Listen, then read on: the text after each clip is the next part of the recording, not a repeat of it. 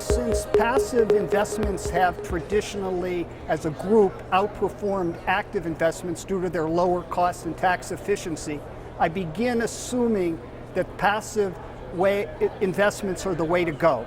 And then what I do is say, are there any active funds that can make a case that they can provide additional value to justify a higher cost and possibly a little less tax efficiency? And there are some cases of that, but in general, I have probably about 60% of my portfolio involves passive investments and about 40% are active.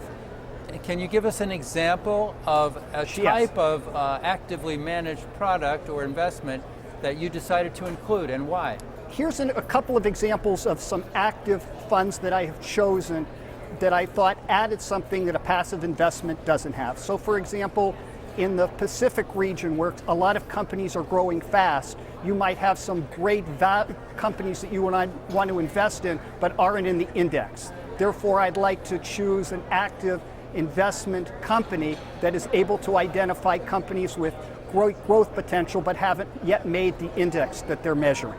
What I do when I meet with clients is I say, any active funds that we have, I have to be able to justify to you.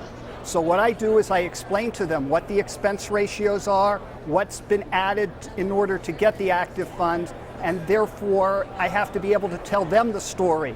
And so they feel pretty comfortable because I won't present an active fund unless I feel it's fairly compelling.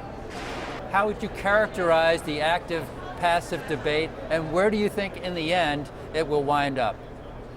I think that there's going to be considerable pressure even on active funds to reduce their expenses. But I think good quality active funds that can justify expenses but not having them too high will always have a place in the investment environment.